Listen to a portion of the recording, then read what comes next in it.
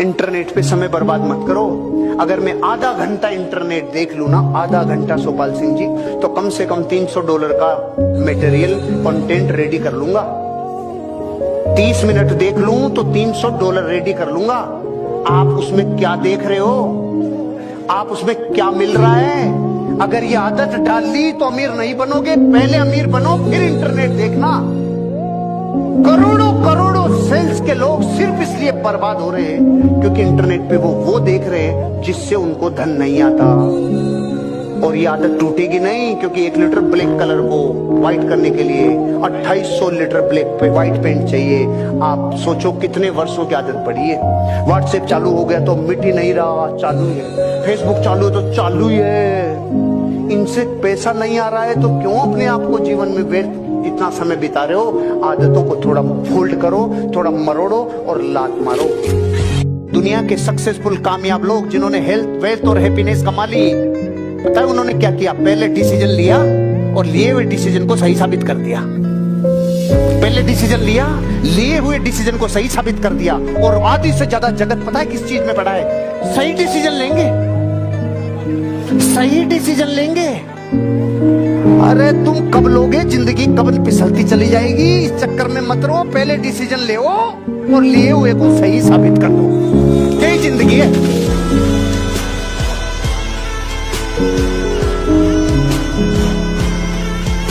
अच्छा खाओगे ना तो डीओ से बदबू नहीं छुपानी पड़ेगी। मैं एक चीज का श्रृंगार नहीं करता ऊपर से लेकर नीचे तक, ना क्रीम, ना पाउडर, ना कोई सेंट, ना कोई परफ्यूम, ना डीओ फियो, क्योंकि मैं ऐसा कुछ खाता ही नहीं जिससे मेरा शरीर बदबू फेंके। और आपको डकना पड़ता है सुबह शाम, ये लगा कोई बात नहीं, लेकिन अपने शरीर का ध्यान तब रख पाओगे जब अंदर सही होगा।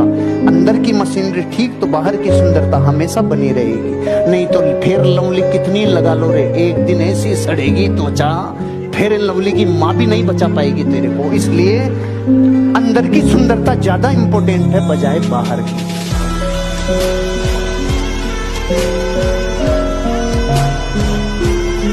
अगर बदलनी है दिखने वाली चीजें तो बदलनी होगी नहीं दिखने वाली चीजें। क्या आपको नेम, फेम, गाड़ी, बंगला, यश, मान, प्रतिष्ठा ये चाहिए? ये दिखती है भाई, दिखती है। दिखने वाली बदलनी है आपको तो नहीं दिखने वाली बदलनी होगी। आपका कमिटमेंट नहीं दिखता लेकिन वो काम करता है। आपका डेडिकेशन नहीं दिखता लेकिन वो काम करता है। आपकी ऑनेस्टी नहीं दिखती लेकिन वो काम करती है। आपका जुनून नहीं दिखता लेकिन काम वो करता है। आपका हार्डवर्क नहीं दिखता लेकिन काम वो करता है। भीतर की वो चीजें जो अदृश्य है वो ज्यादा पावरफुल है। अच्छा, आपको यकीन नहीं होता होगा तो मैं पूछता हूँ, ये बिजली इन तारों में बहती हुई दिखती है क्या?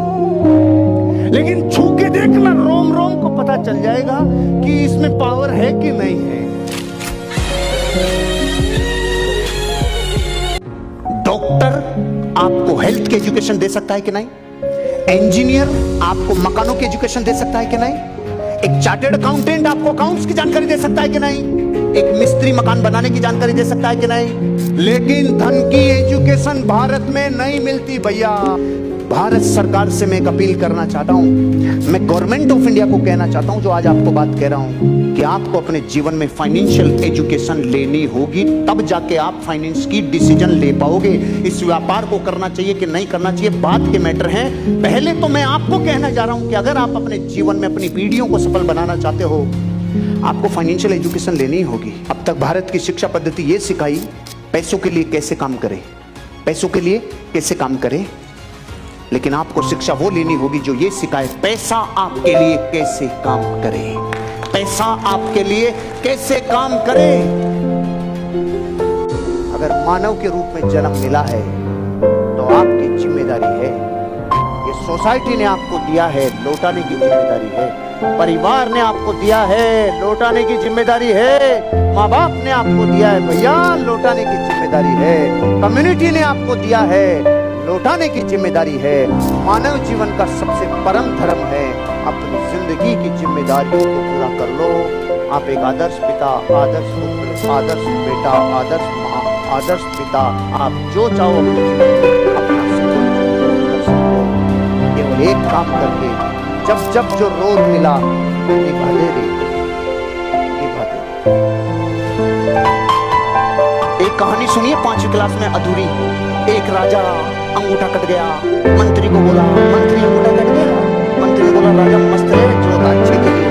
राजा का दिमाग खराब, थप्पड़ मारा, साले मेरा तो कट गया, तू तेरा अच्छा होता है। जेल में डाल दिया। मंत्री वहां भी खुश।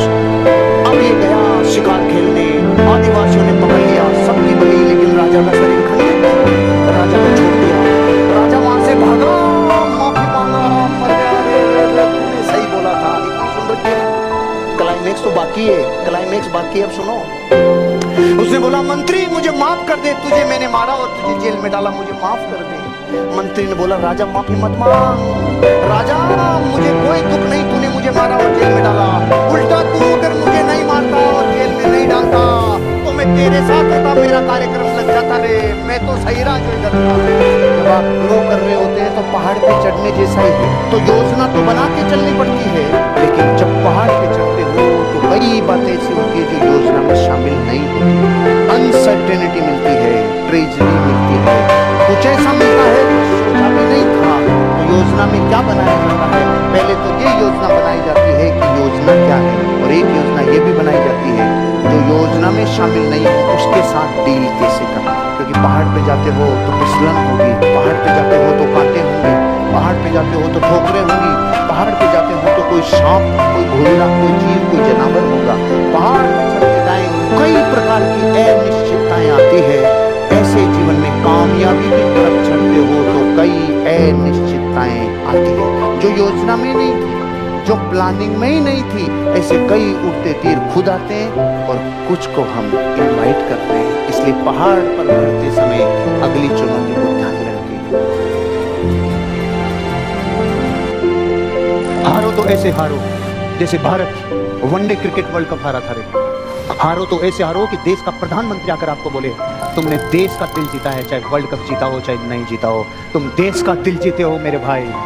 ओ व्यापारियों सुनो, ओ धंधे वालों, हेलो, अरे इस धंधे में ऐसे हारना अगर हारो तो कि तुम्हारी हार भी लोगों को गर्व का सब्जेक्ट बने रहे, आपकी हार भी लोगों का हृदय भिगो दे, आपकी हार भी लोगों का कलेजा जीत ले वे। हार मतलब ऐसी हार हारना, परास्त मत होना, हथियार मत डालना रे।